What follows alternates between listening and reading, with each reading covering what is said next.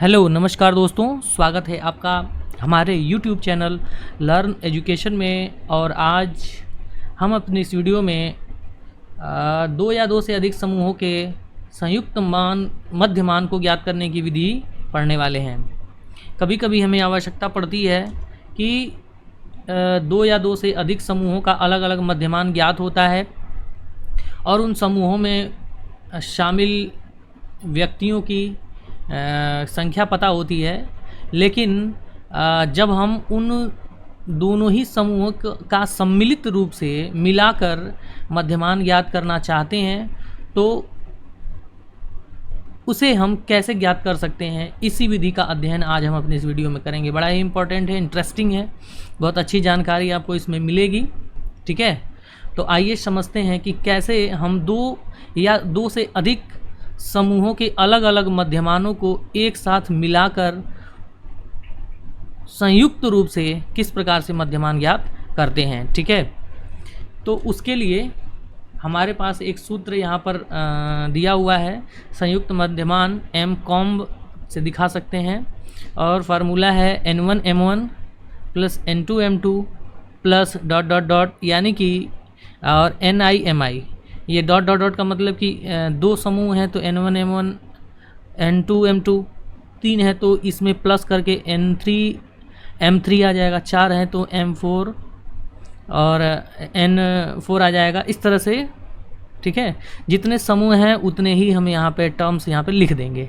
ठीक है, उसी तरह नीचे क्या है n1 plus n2 plus n3 n4 n5 और ni तक। ठीक है, इसमें ये है क्या, n1 और n और m है क्या है, तो n1 n2 n3 ये सब चीज़ें जो हैं ये विभिन्न समूहों में प्राप्तांकों की संख्या है, कितने प्राप्तांक हैं। ठीक है, और उसके बाद m1 m2 m3 अलग अलग समूहों के अलग अलग मध्यमान हैं ये।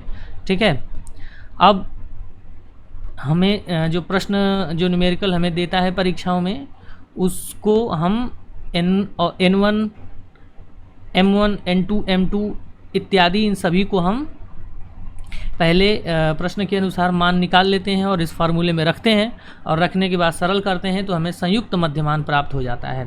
आइए इसको हम एक न्यूमेरिकल के द्वारा समझें।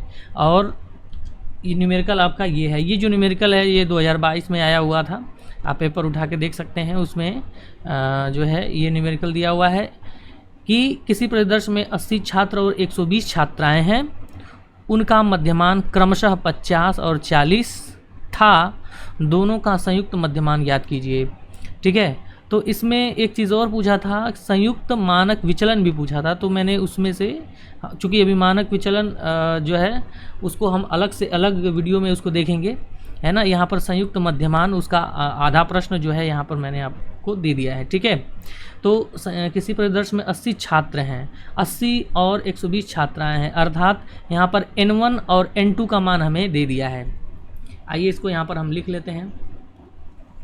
हमारे पास जो n1 है, n1 का मान दिया हुआ है 80 और जो n2 का मान दिया हुआ है वो है 120। ठीक है, अलग अलग हमने लिख लिया। उसके बाद आप ध्यान दीजिएगा, दोनों का क्रमशः मध्यमान दिया है, यानी पहले छात्र लिखा है तो ये 50 जो है वो छात्रों का मध्यमान है। ठीक, तो m1 जो है वो क्या है 50, यानी कि छात्रों का जो मध्यमान है वो 50 है, और छात्राओं का जो मध्यमान है m2 वो है 40। ठीक है, तो चूंकि हमारे पास दो ही समूह हैं तो फार्मूले में हम केवल इन्हीं दो टर्म्स को लिखेंगे। ठीक है ना, समझ में आया। अगर तीन होते तो तीन टर्म्स को लिखते, तीन पदों को लिखते। ठीक है, बात समझ में आ गया। तो चलिए आइए इसको हम सरल करते हैं। तो सूत्र हमारा कुछ इस तरह से बनेगा, n1 m1 plus n2 m2 upon n1 plus n2। ठीक है, अब आइए जो इस हमने यहाँ पर जो वैल्यू इस न्यूमेरिकल से हमने इस प्रश्न से निकाला है उसको इस फार्मूले में रखते हैं, और जैसे ही आप रखेंगे तो यहाँ पर कुछ इस तरीके से आपको मिलेगा। 80 गुणे 50, n1 m1 80 गुणे 50 आ गया, फिर प्लस n2 m2 120 गुणे 40 और बटे n1 प्लस n2, n1 कितना है 80 और n2 कितना है 120, और जब दोनों को आप जोड़ेंगे इस तरह से और फार्मूले में यहाँ पर इसके अनुसार लिख देंगे, और जब इसको आप सरल करेंगे तो इसका उत्तर आएगा 44 44। तो संयुक्त रूप से 80 छात्र और 120 छात्राओं का संयुक्त रूप से जो मध्यमान होगा वह होगा 44। ठीक है, समझ में आया। तो इस तरह से हम 2 या 2 से अधिक समूहों का संयुक्त रूप से मध्यमान ज्ञात करते हैं। आइए एक और जो है उदाहरण लेते हैं और उस उदाहरण से समझते हैं कि किस प्रकार से मध्यमान हम ज्ञात करेंगे। तो एक और उदाहरण हमारे सामने इस प्रकार है कि कक्षा 6, 7, 8 के एक परीक्षण में कोई परीक्षण हुआ होगा, उसमें प्राप्तांकों का मध्यमान जो है वो 15.4, 16.5 और 14.7 थे। तीनों ही कक्षाओं में क्रमशः विद्यार्थियों की संख्या दी हुई है 40, 50, 60, 40 और 50। ठीक है, तो इनका सामूहिक मध्यमान क्या होगा। यानी हमारे पास N1, N2, N3 यानी यहाँ पर 3 समूह यहाँ पर हमारे पास हैं। तो 3 समूहों को ज्ञात करने के लिए हम 3 टर्म्स यहाँ पर लिखेंगे। तो आइए पहले हम N और M के सभी मानों को यहाँ पर लिख लेते हैं।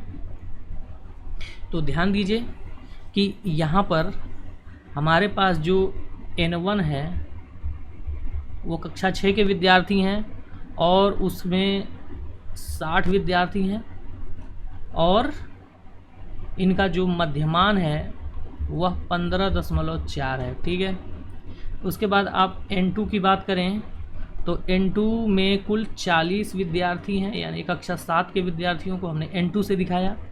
और इसका N2 यानी M2 मध्यमान कितना था कक्षा 7 के विद्यार्थियों का 16.5।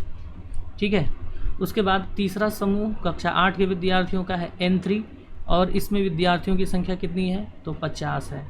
ठीक है ना, और इसका मध्यमान कितना है तो आप देखेंगे 14.7 है। तो इस तरह से हमने N1, N2, N3 और M1, M2, M3 तीनों का ही मान यहाँ पर लिख लिया है। अब हमें इसको सूत्र में जो है लिखना है। तो संयुक्त मध्यमान का सूत्र कुछ इस प्रकार से बनेगा। चूँकि यहाँ पर 3 पद हैं तो हमें 3 पदों को सूत्र में लिखना होगा। N1, M1, N2, M2 और N3, M3। ठीक है ना, उसी तरह से N1 + N2 + N3। समझ में आ गया। तो और इन सभी मानों को हम सूत्र में रखेंगे। तो जब हम सूत्र में रखेंगे तो कुछ इस प्रकार से हमें प्राप्त होगा। देखिए, N1 का मान 60 रखा, M1 का मान 15.4 प्लस N2 गुणे M2 है तो N2 का मान 40 है और M2 का मान 16.5 है, हमने यहाँ पर रख दिया। ठीक है, उसी तरह से N3 का मान 50 है और M3 का मान 14.7 है और इस प्रकार से गुणनफल के रूप में प्लस हमने करके लिख दिया सूत्र के अनुसार। और upon N1 + N2 + N3, N1 60 है, N2 40 है और N3 50 है। इस प्रकार से जब हम इसको सरल करते हैं, इसको सरल करने पर हमें उत्तर कुछ इस तरह से प्राप्त होता है। 15.46 हमारा उत्तर प्राप्त होता है, जो कि कक्षा 6, 7, 8 तीनों ही कक्षाओं के सभी विद्यार्थियों का संयुक्त मध्यमान है। ठीक है, तो आशा है आपको ये जानकारी अच्छी लगी होगी, कुछ नया सीखा होगा आपने। अगर अच्छी लगी तो हमारे इस वीडियो को ज़रूर लाइक करें और हमारे चैनल को ज़रूर सब्सक्राइब करें। इसी प्रकार से नई नई चीज़ें आपको यहाँ पर आपके सिलेबस से संबंधित, आपके परीक्षाओं से, आपके सेमेस्टर से संबंधित नई नई जानकारियाँ आपको यहाँ पर मिलेंगी, जो आपके एग्ज़ाम्स में काफ़ी इफ़ेक्टिव होंगी, आपको अच्छा स्कोर कराने में मदद करेंगी। तो वीडियो में अंत तक बने रहने के लिए आपका बहुत बहुत धन्यवाद। नमस्कार, शुभ दिन।